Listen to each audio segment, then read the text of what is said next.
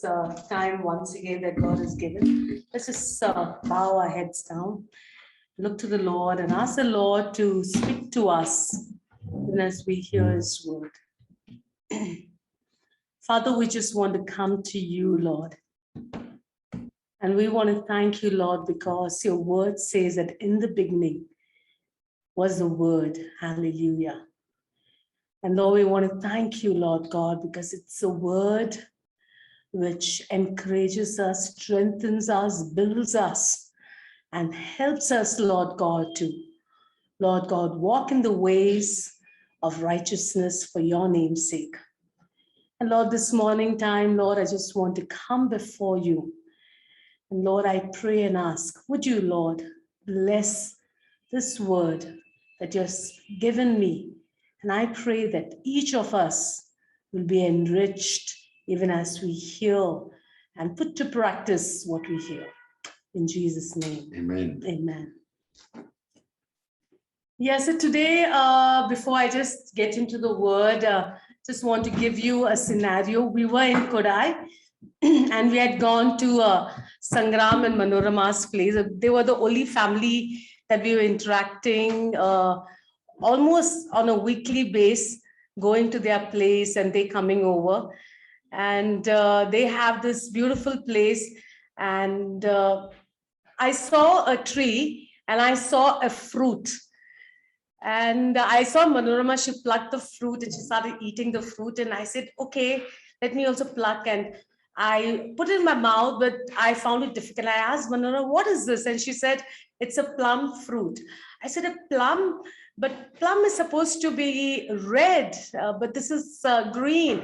And she said that this fruit is still immature and it will take some time to mature. So honestly speaking, I just couldn't eat the fruit.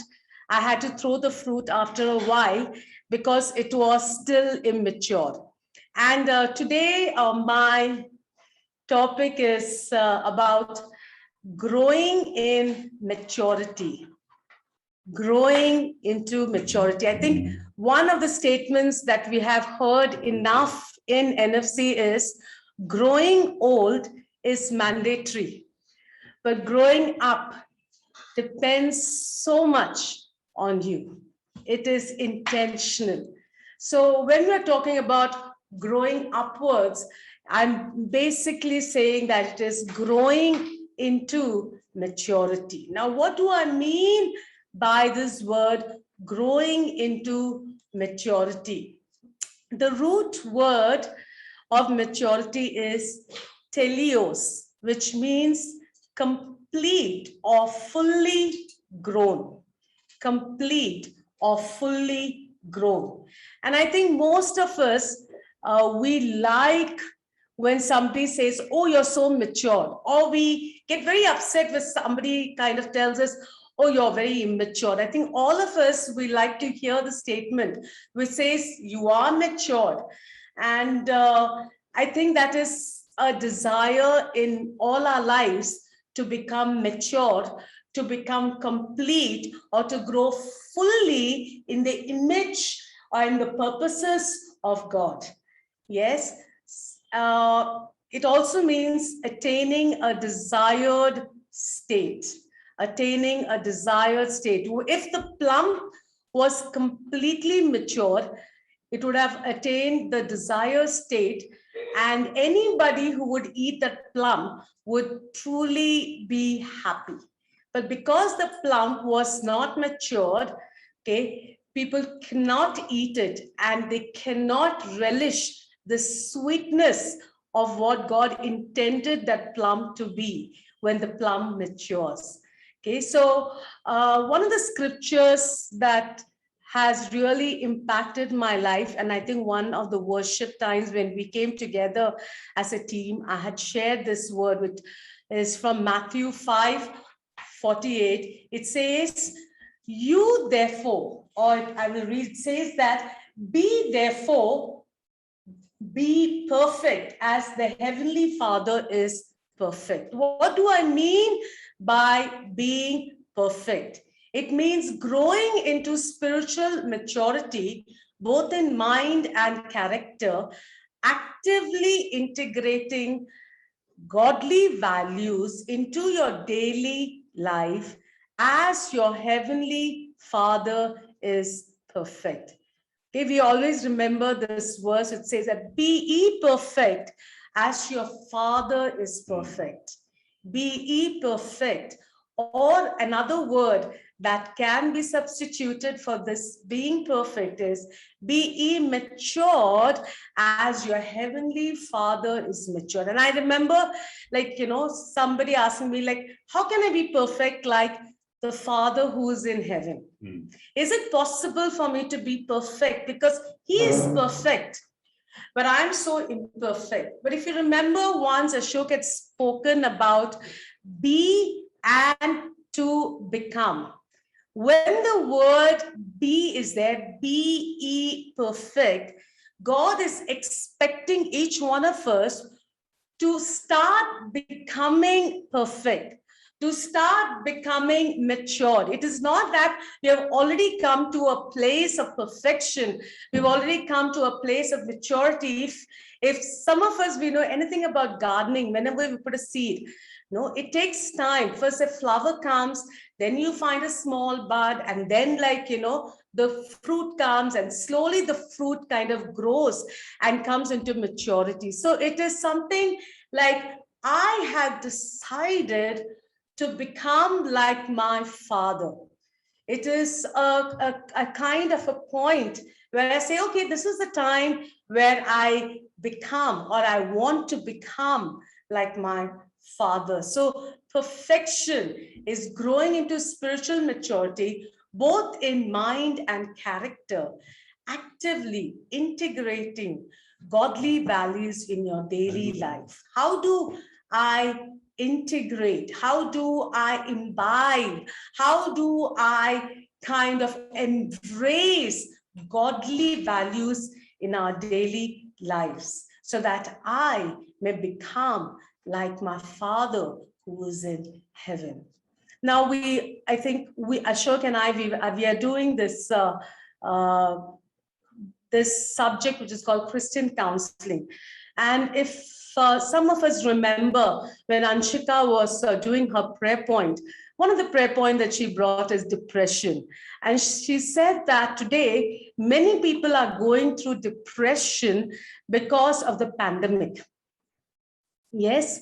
And it can be depression outside the church, but I know people also within the church who are going through depression because they're not able to go out and to meet people and to interact. So when we were doing this Christian counseling, my whole message is basically based on what I have read and what I have studied. So the whole credit goes to this particular course. And when I was reading this course, I was really blessed. And I felt that as a church, we need to hear this and we need to understand what is the role God has called us. So one of the statements that really impacted my life is agape is the ultimate expression of maturity. Amen. Agape is the ultimate expression of maturity. Now, what is agape? Agape is nothing but a divine love. And some of us know there are 4 types of love. Okay, that is, you have eros, you have phileo, you have storge, and you have agape love. So whenever the word love comes in the word of God, it is basically talking about the agape love of God. It is not talking about eros. It is not talking about phileo. It is not talking about storge, but it is talking about the agape love of God, the divine love of God. And that is the expression of maturity. That means if I have that divine love, if I have that agape love, it is an expression. That means I am working towards, I'm moving towards maturity. Now, what exactly is agape? Agape is nothing but, no matter what a man does, I will never seek to harm him. I will never want to take a revenge on him, but I will always seek to do his, or to bless him, or to have his highest good as my deepest intention. That is agape. No matter what somebody does to me, no matter how they have hurt me, my ultimate motive will be to bless him.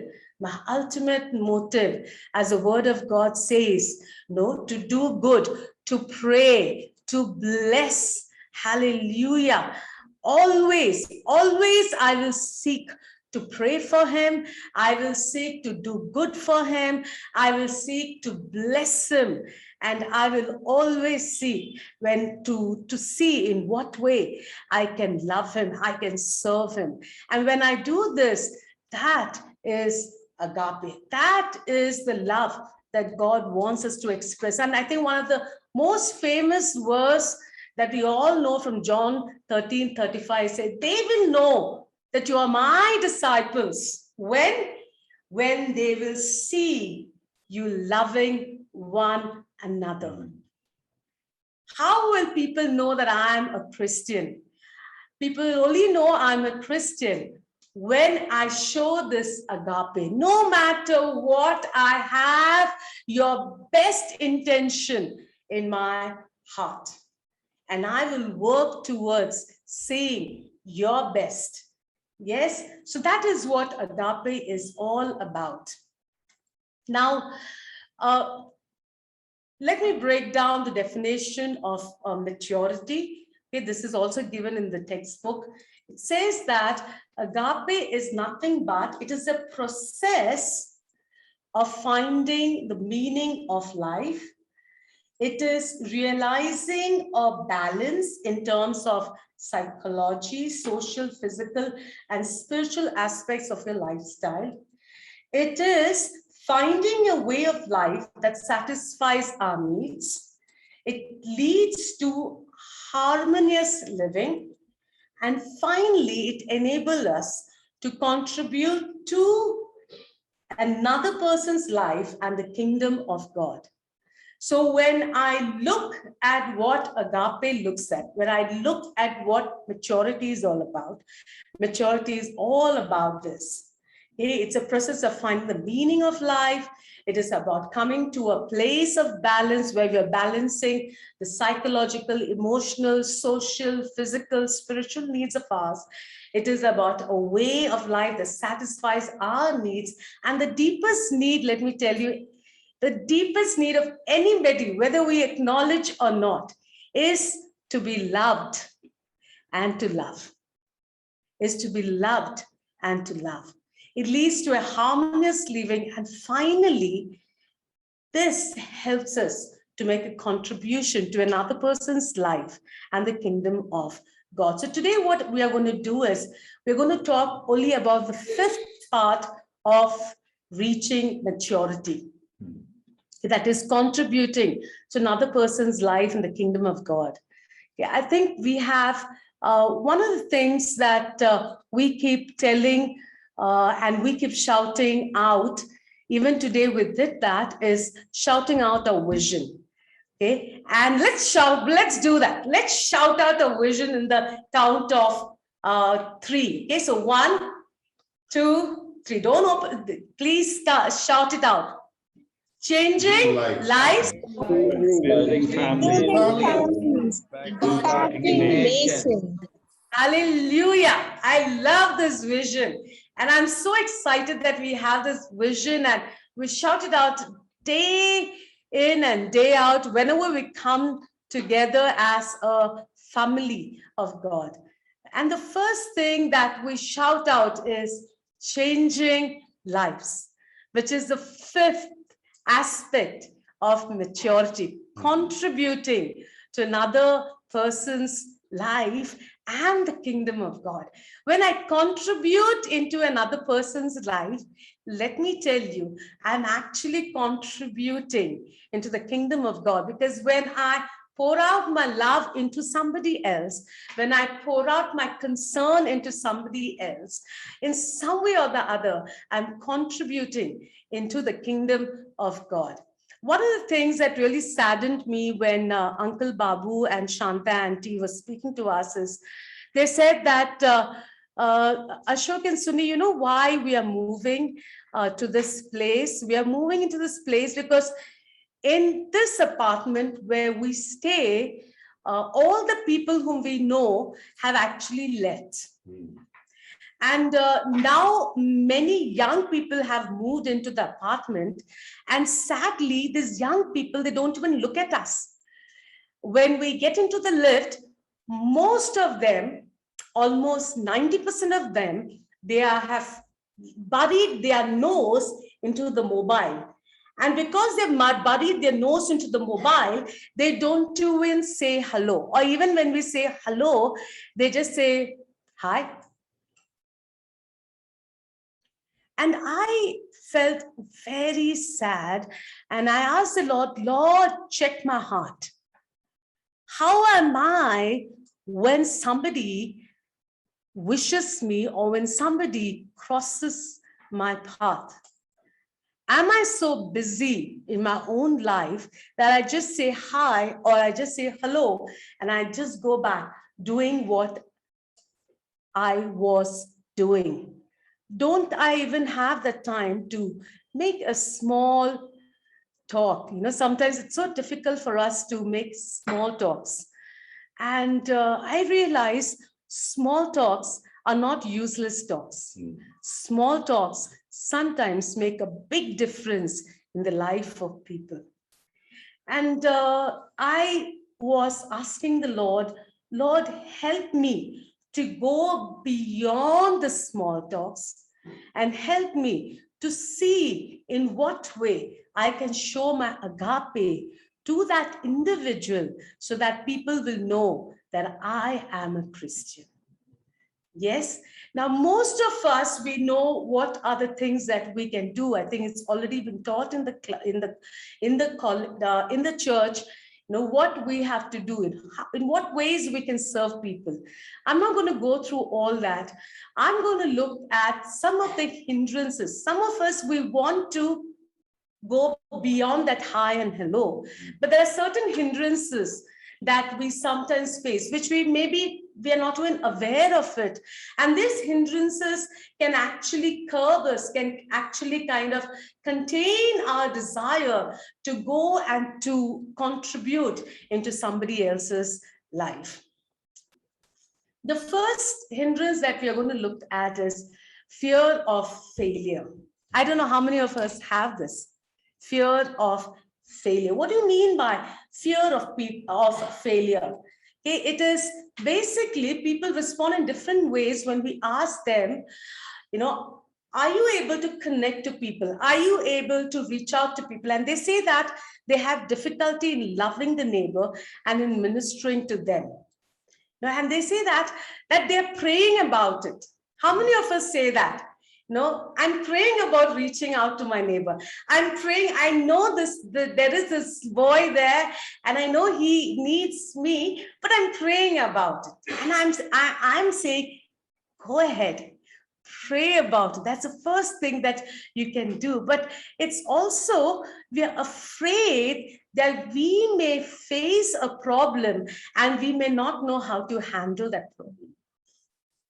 And that is the fear of failure. There are genuine problems, but sometimes there are perceived problems that we have in our mind. So there is something called as, you know, a fear that we have, a fear of failure, and we may have this ifs and buts. And because of this ifs and buts, you know, we are not able to reach out to the people. We may give genuine excuses, or we may give excuses which are actually not genuine. I want to tell you, in the Word of God, there were people like Moses, there were people like Jeremiah who gave excuses, and they had a genuine fear of failure. But God kind of used these people to reach out and to touch and to impact and to kind of help the people to fulfill his plans and purposes. So what do we need to do? Fear is uncertainty of Jesus' ability to help us. Yet today we sang a song. We said that, Lord, you have been faithful.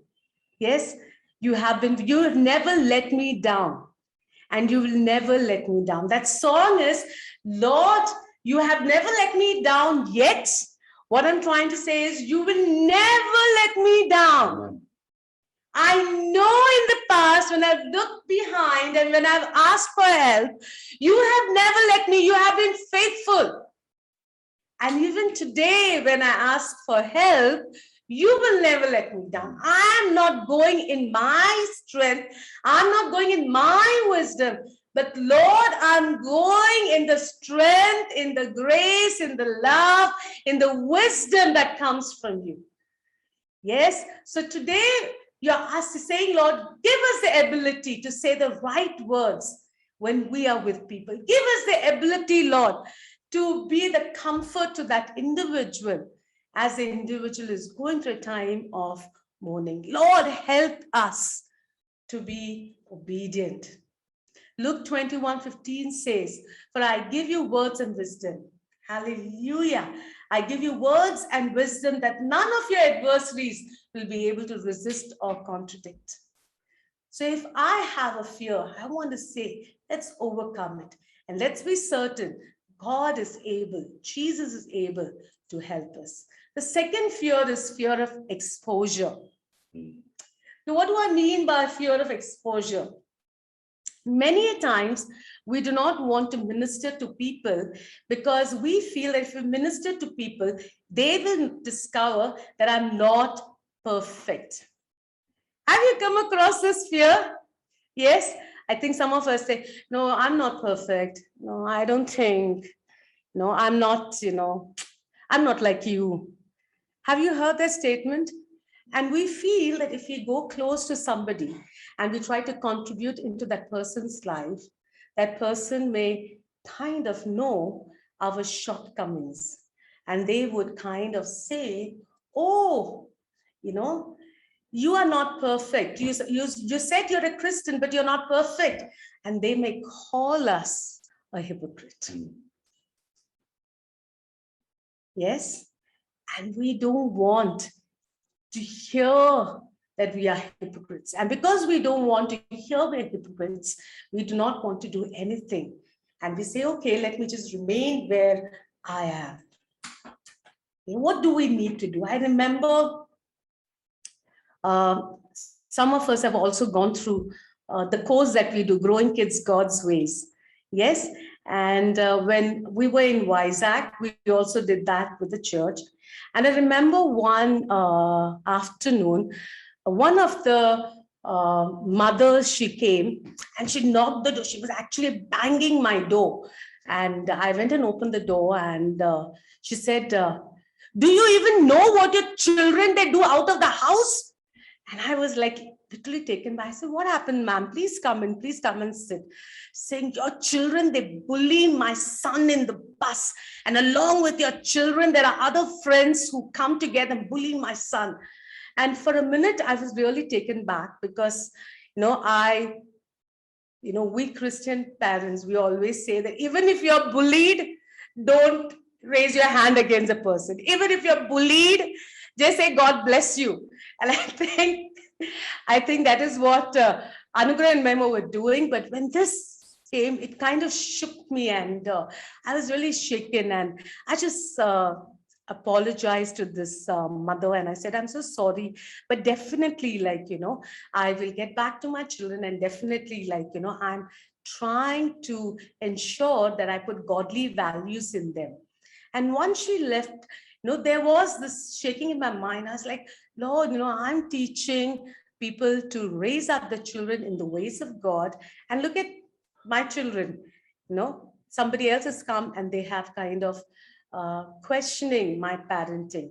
And of course, when I spoke to Anugrah and Mema, there was a other story to the whole thing. But that kind of gave me a jolt and I was like, Lord, I am not perfect. And Lord, I don't think I can teach this course to other parents because I think I have a shortcoming. But you know what? It is so beautiful that God in his times kind of tells us and reminds us that we are not perfect individuals.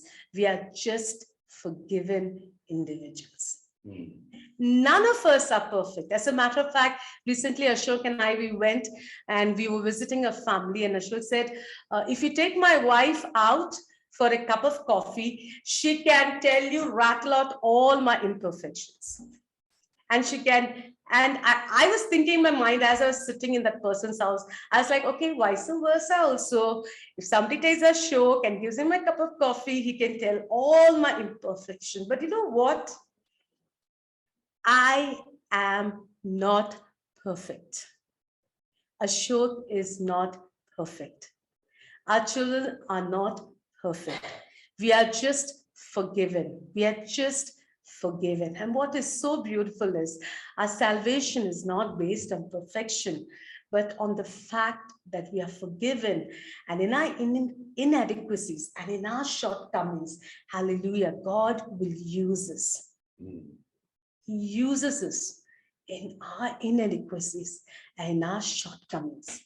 All I need to know is, as the word of God says, as far as the east is from the west, so far as he has removed our transgression from us. It is like this. I am imperfect, but you know what? God comes and wraps me in his perfection. Wraps me with robes of salvation, wraps me with robes of righteousness. So when I stand before the Lord, I stand in the perfection of my Father.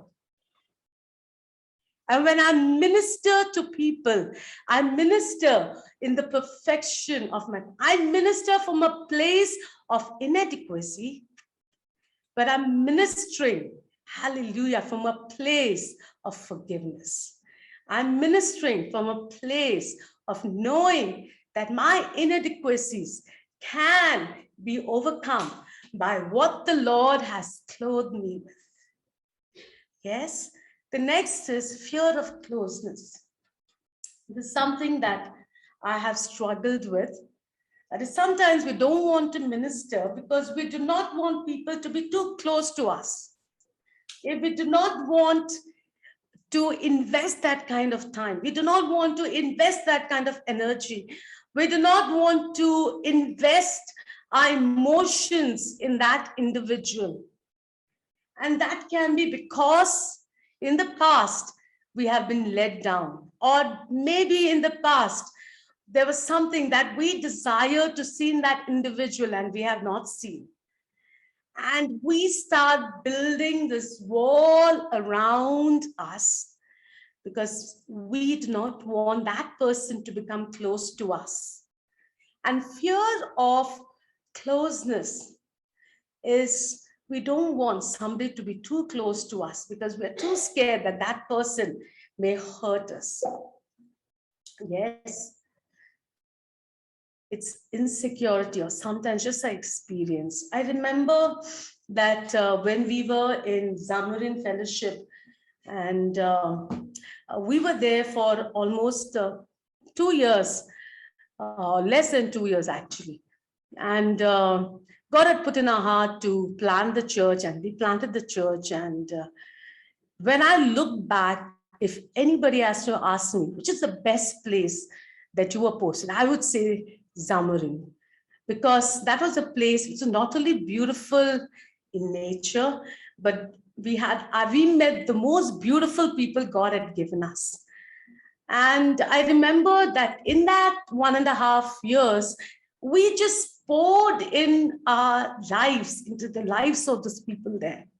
And we saw the way the Lord blessed them, and we saw the way they grew so beautifully. But before we could enjoy things, we were told to move out of that place. And it was almost like I felt that I was torn torn from the ones I loved. And I came to a place where I remember I was talking to one of the women. I said that I feel that I poured in so much into their lives. I feel that, I've become so dry. I don't want to pour into anybody's life anymore, because I was not able to enjoy all that I had poured into their lives. I felt that, I am not going to do this again. I'm tired. And I remember telling Ashok that even when we came here to Bangalore, I said, I just need some time to just receive from God. And you know what? I would say that I had to just look back at Jesus. I just had to look back at Jesus. And I realized, as I read the word of God, that Jesus actually a good Samaritan who actually went out of his way, took risk without expecting nothing from the person he invested so much. And that was the love. When we were reading John, we are reading John's gospel. And what is John's gospel is, he's a good shepherd. But when I started reading John's gospel and I came across this Good Samaritan, I realized the Good Samaritan is nobody else than Jesus. Than Jesus, who gave his everything to us without actually not expecting anything back. And that was something that really kind of spoke to me. 10 lepers came to him, but only one returned to say thank you. And we know, we rely on the love God has given us. So that this love, for example, if I've gone to the Lord and God has given me this love, he's clothed me with love, I have enough and more space to take people under me. Are you getting this? Yes, this sheet is not just for me.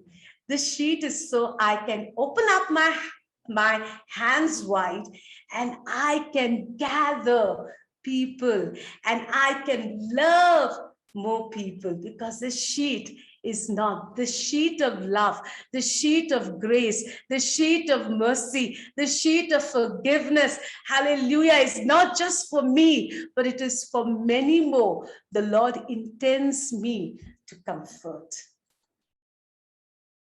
The next is fear of physical harm.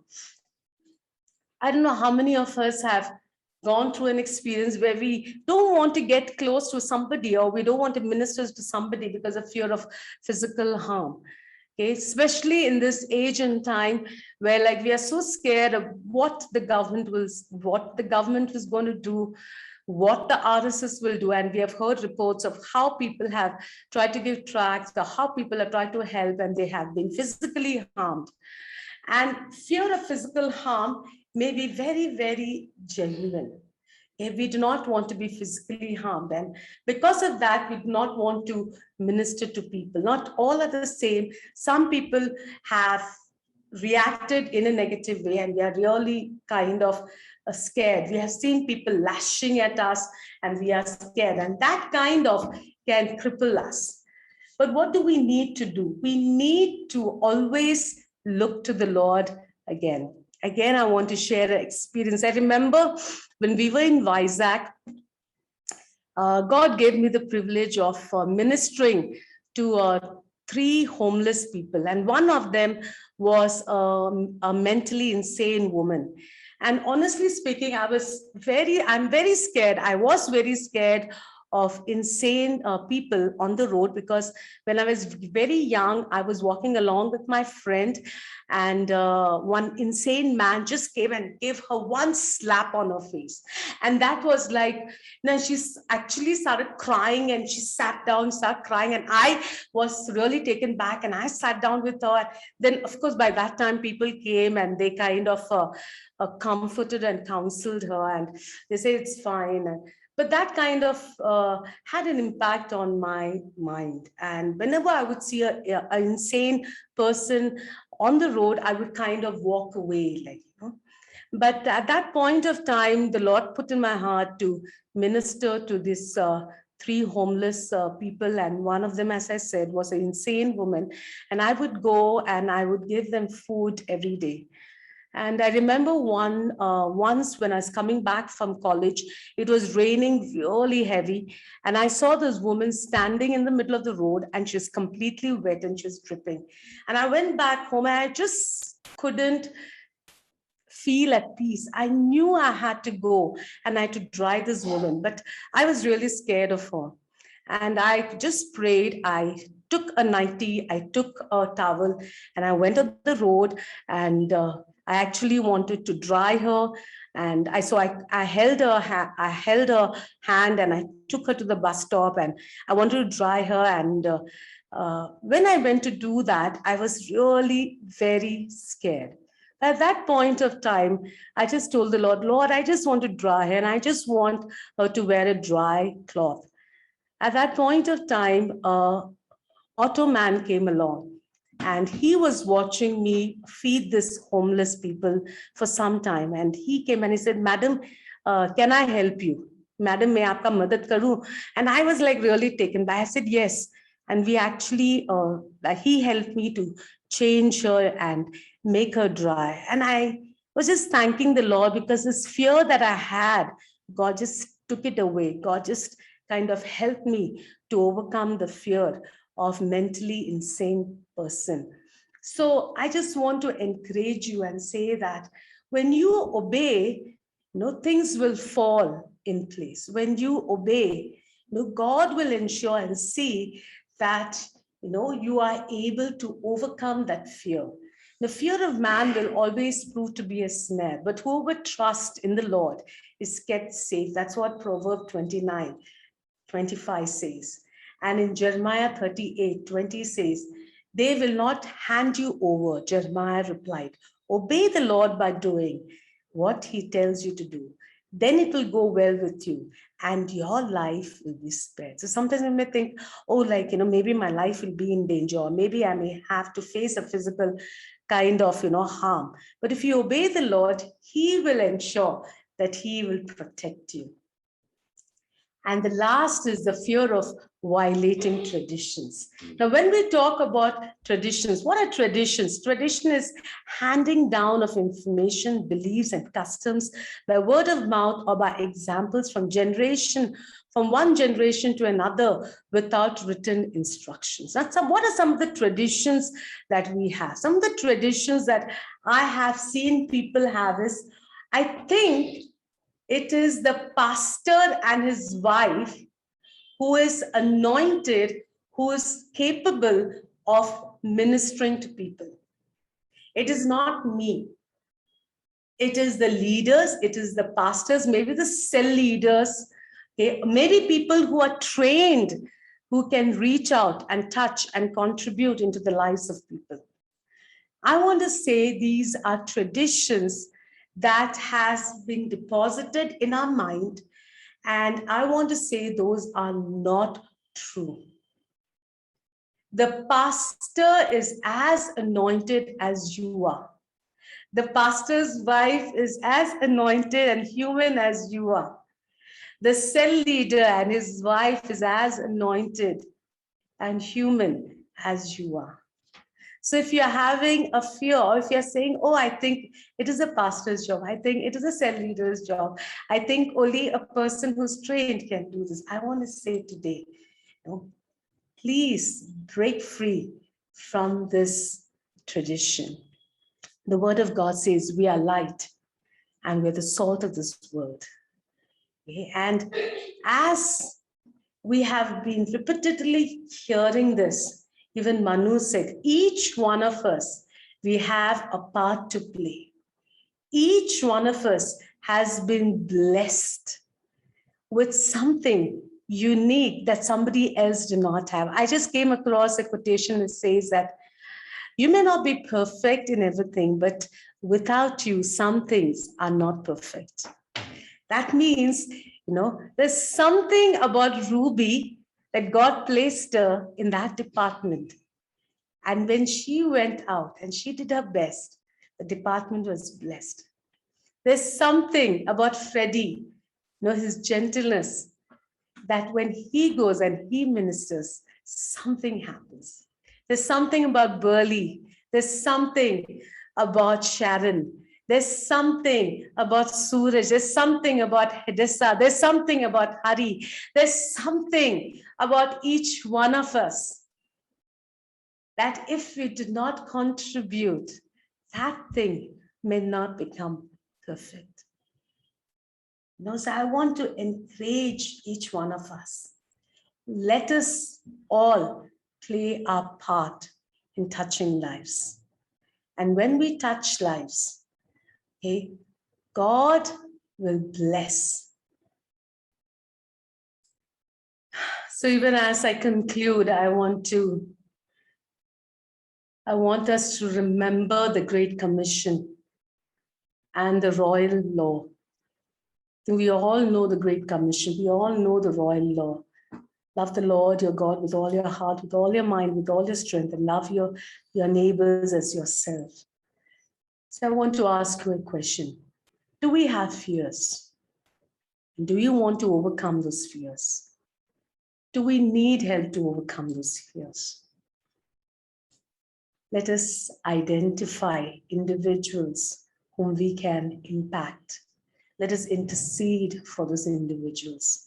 And let us invest in the lives of those individuals. Then we can boldly say, changing lives, building families, impacting nations. Yes, I want to hand this over to Ashwin.